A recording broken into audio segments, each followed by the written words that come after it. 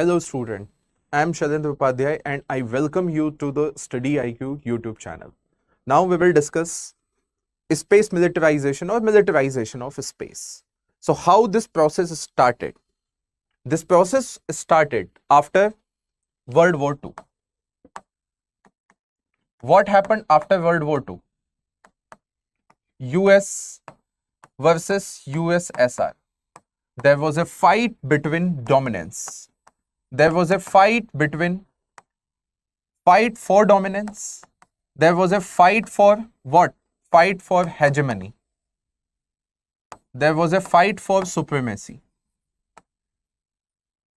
Although there was no war at that time, but there was no peace either. No peace either. Why? Because they both were developing their military capabilities. In the development of their military capabilities, what happened? They have chosen space as a new frontier of war. And they started developing new frontier of war. And they started developing what? Space technologies. Especially when in 1957, Russia launched their first rocket and satellite, that is from Sputnik. Similarly, US was not left behind, and in 1958 they launched their Explorer first, and hence a race for space technology was started, and which ultimately led to what? Militarization. Fine. So that was the background, that after World War II was happened, two superpowers emerged and world became bipolar world. Bipolar means two power center in the world. One power center was US, which was representing capitalistic bloc, and USSR was representing socialist bloc. So world became bipolar, and a race for dominance, a race for hegemony, a race for supremacy was started, and they chose space. Fine. And that ultimately led to militarization. Now, I would like to discuss two things. That before World War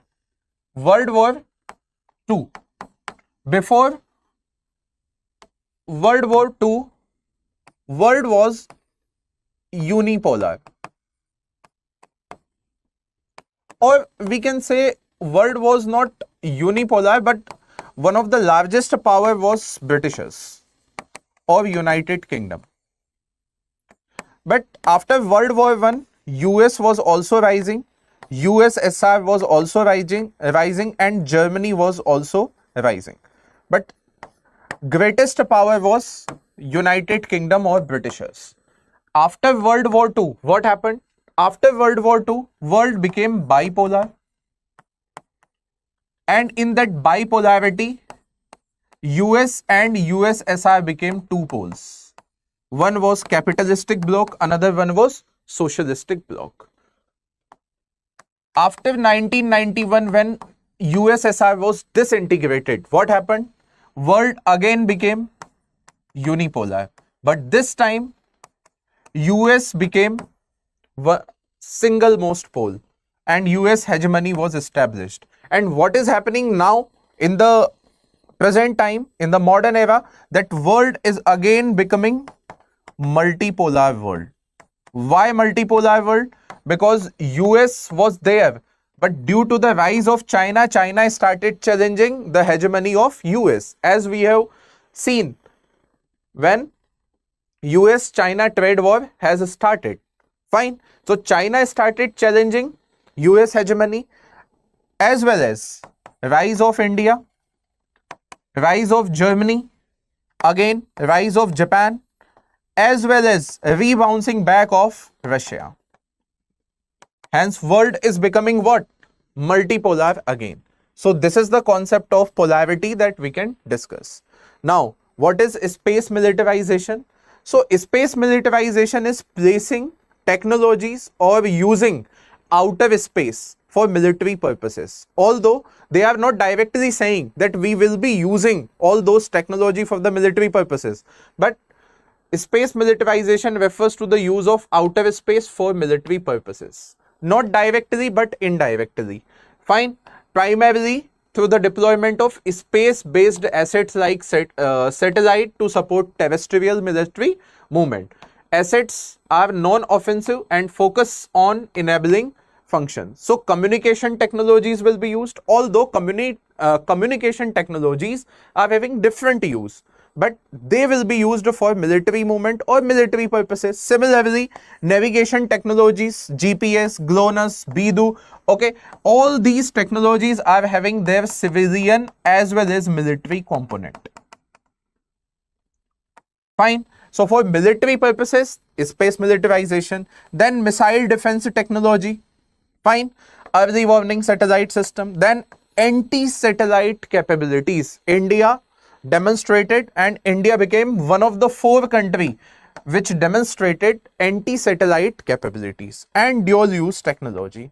So all these technologies are having civilian purposes, but they are also having military component. That is why we are saying that it is militarization of space. Moving ahead with this discussion, if we discuss, so these technologies are described in this particular chart, you can see. Moving ahead with this, now, what was the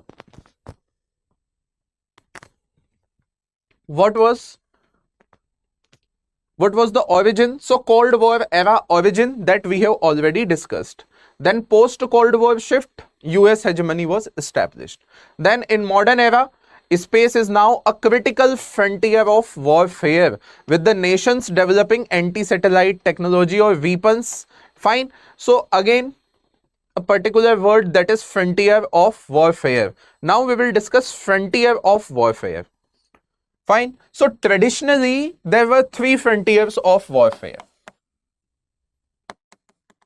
Traditionally, there were 3 frontiers of warfare: air, land, and sea. Land was the first, sea was the second, and third was air, when airplane technology was developed. Now, new frontiers of warfare.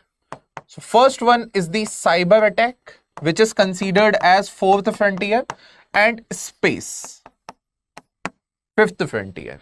Another frontier, and that name was given by our respected NSA, current NSA, and he said that civil society is another frontier of warfare. So these are the new frontier of warfare.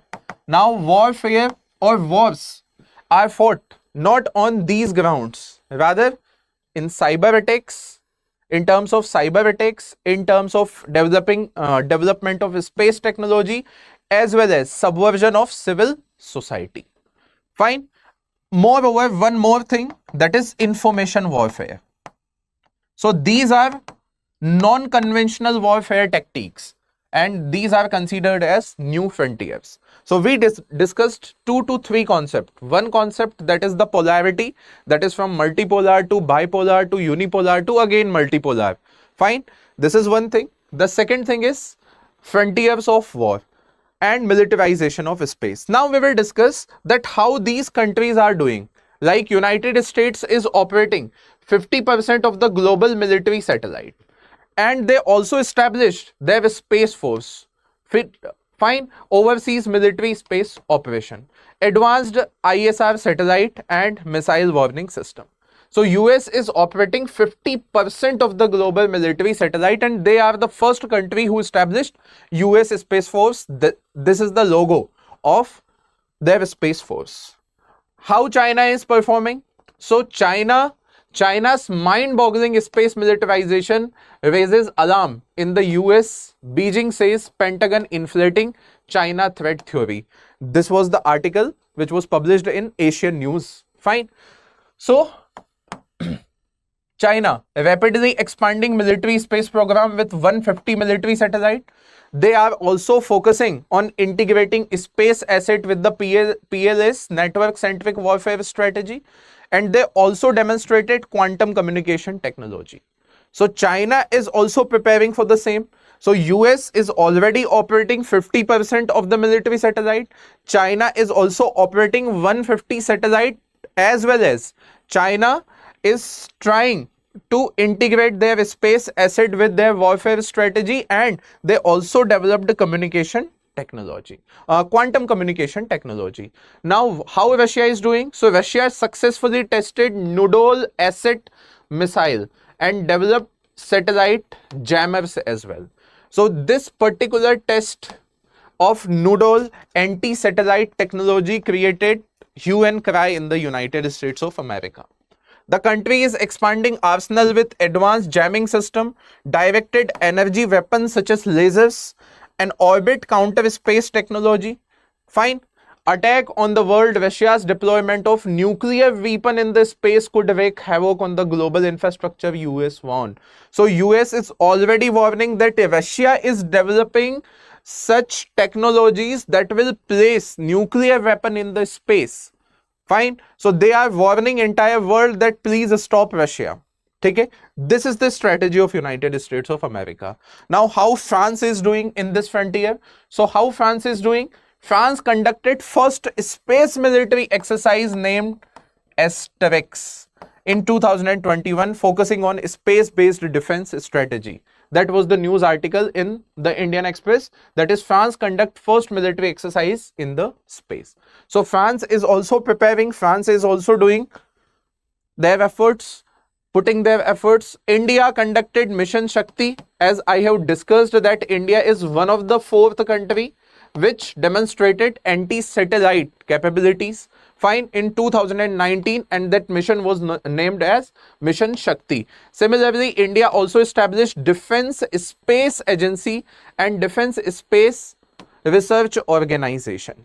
Fine. So because India is facing threat from whom? China. So India also doing these exercises, as well as establishing research organization, or as well as India's first ever tri-service space exercises, Antariksha Abhyas, began in New Delhi. Fine. So India conducted first tri-services space exercise as well. So these are the major space power which are preparing for the space militarization. Fine. Everyone, that was the case of anti-satellite technology. Okay, asset, which was named Mission Shakti. Fine. Now, there is a debate. That space militarization, should all the countries go with it, or global peace should be respected? So before going into that debate, first let's discuss that what are the international convention or framework which govern that space militarization aspect. So first thing, that Outer Space Treaty, which was signed in 1967. So this particular treaty is banning weapons of mass destruction in space, nuclear weapon in the space, but not other things related to military, such as communication satellite, such as GPS, navigation satellite. All things are not banned by this Outer Space Treaty. So it prohibits nuclear weapons, or you can say weapons of mass destruction in the space, but does not ban conventional weapon, okay, asset system, and India is a signatory of this. So Outer Space Treaty is there, and Outer Space Treaty is saying that space is a global commons. Global commons means it can be used by all for peaceful purposes, for humanity. But the point is, there is a gray area in this particular treaty. And what are those gray areas? That is banned, okay, it banned weapons of mass destruction and nuclear weapon, but not conventional weapon.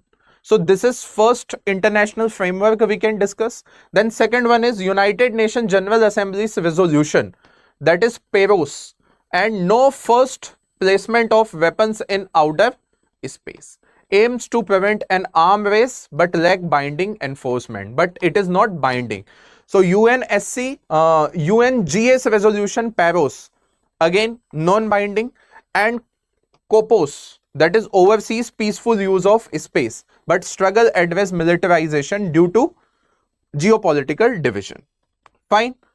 So this is Paris Treaty, proposed prevention of an arm race in the space. Fine. This is one of the aspect. Then COPUS, Committee on Peaceful Use of Outer Space of United Nations.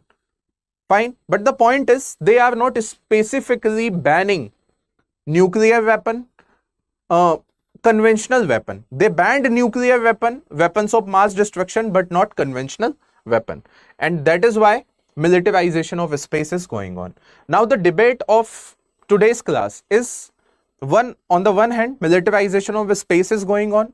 So shall we continue with the militarization of space, or we should respect global peace? Because on the one hand, it is national security. All the nations are saying that it is the matter of our national security. If we will not develop space technology, then we will leave behind.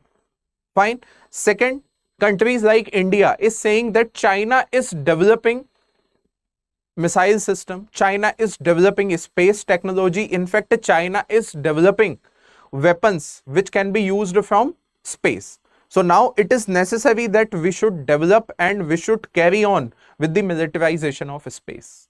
On the other hand, many of the critics are saying that it will lead to arms race in the space, and it will ultimately leads to weaponization of space. Right now, militarization of space, that weapons are not placed in the space, but in future there are chances that if we go with this trend, then it will ultimately leads to weaponization of space, because it is considered that militarization of space is precursor to weaponization of the space, that in future all the countries, especially those countries which are having space capabilities, will be placing their weapons into space. So this is the debate, that national security versus global peace. So militarization of space, national security versus global peace, national security perspective. So national security perspective, as I have told you, that critical role of space in modern warfare. Modern warfare. First example, India's Navik system enhances precision in missile guidance and troop movement, bolstering defense capability.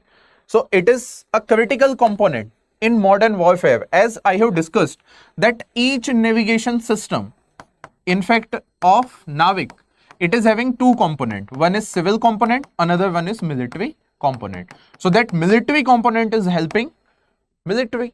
So critical for modern warfare. Similarly, it is acting as a credible deterrence, just like credible deterrence of nuclear technology or nuclear weapon.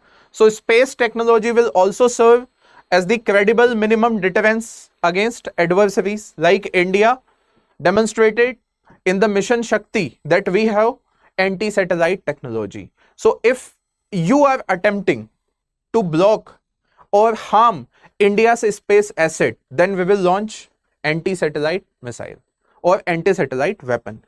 Then protection of strategic asset. Strategic asset means why space asset such as satellite system, navigation system. So US Space Force prioritizing defending 1,000+ satellite vital for civilian and military purposes. So space technology is critical for what? Modern warfare, credible minimum deterrence, just like nuclear technology. All the arguments with respect to nuclear technology, that we are not going to use that nuclear technology at first instance, but we have to develop that nuclear technology because we are facing adversaries like China. Similarly, same argument are given for the militarization of space and protection of strategic assets. Similarly, geopolitical competitiveness.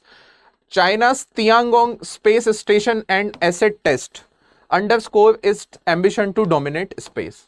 तो India ने क्या establish किया? Defence space agency and technological and economic spin off. So first, ISRO developed technologies initially for civilian purposes and now for military application. So these are the points which support the argument that national security is the priority, and because of that we should continue with the militarization of space. But there is another perspective which says that no, it should be stopped, otherwise it will lead to the weaponization of the space. So this is global peace perspective. Risk of arms race in the space, just like nuclear race after World War II. That first US demonstrated, then USSR, then other countries, India, China, etc.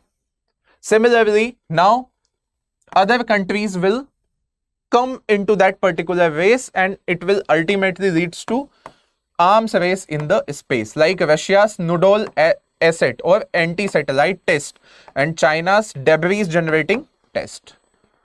First, second, threat to space as a global common, because anti-satellite test generates debris. That was the debate in the news when India demonstrated that anti-satellite technology capability or weapon capability, that any anti-satellite test will generate space debris, with China's 2007 test creating 3,000 trackable fragment, endangering operational satellite. And this particular generation of debris is known as Kessler syndrome. There is one Kessler hypothesis that in space what will happen, that if you are generating any debris, then it will multiply.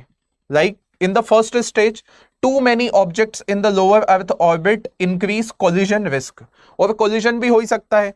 Stage 2, a single collision could launch a domino effect, and these explosions would create even more debris that could destroy all satellite. This is the stage 3, क्योंकि लो earth orbit में ये बहुत speed से घूमते हैं, और जब बहुत स्पीड से घूमेंगे तो क्या होगा, बहुत ज्यादा डेब्रीज और जनरेट होगी. दिस हाइपोथेसिस और syndrome is known as Kessler syndrome.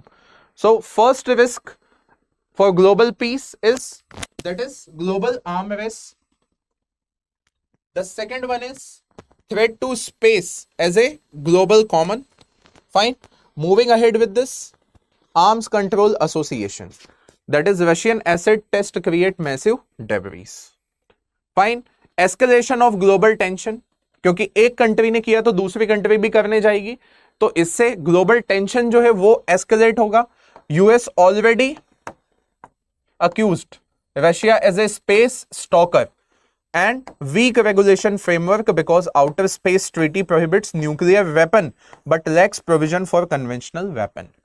Dangerous fallout of Russia's anti-satellite missile test. Fine. So this is the debate, that on the one hand it is national security, on the other hand it is global peace and global common. Okay.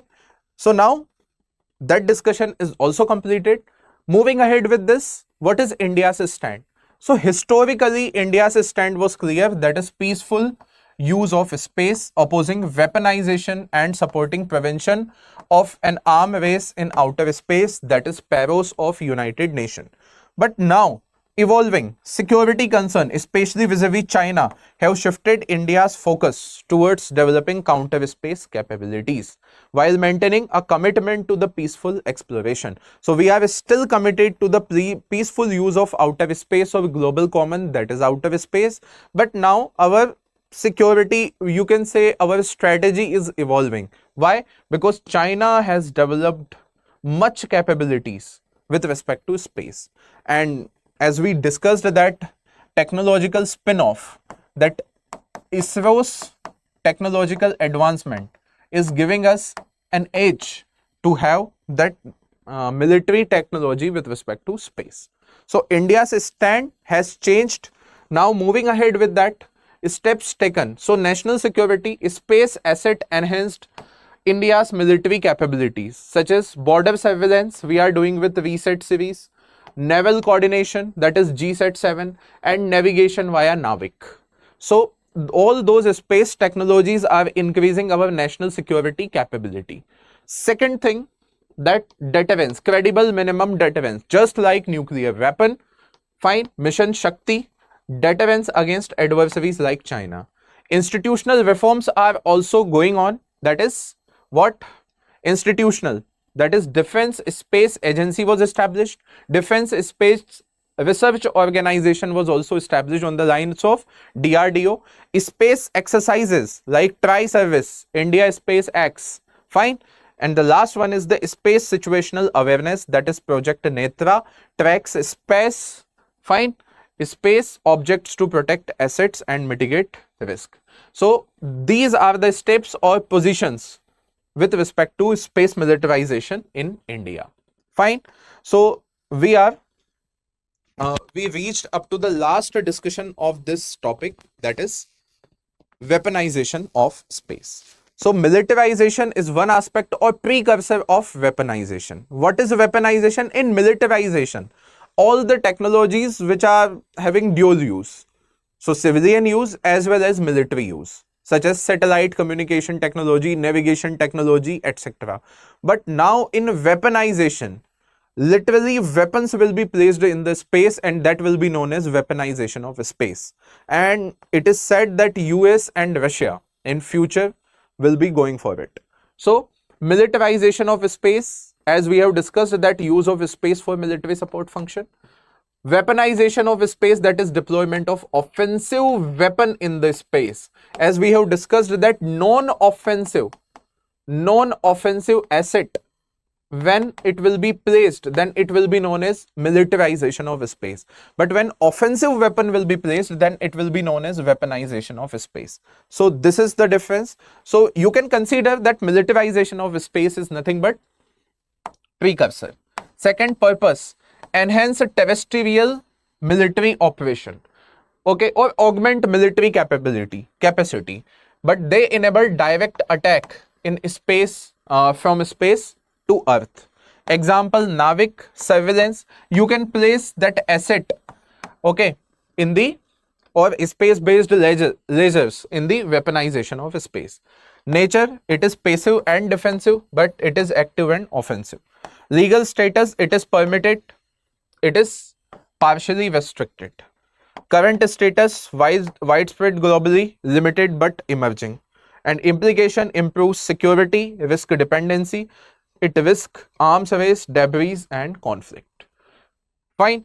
So this is how we completed our discussion on militarization of space. So we discussed militarization of space, what is this particular term is all about, and how it will lead to weaponization of space in the future. Along with that discussion, we also debated upon the particular topic, that is global peace versus national security. Fine.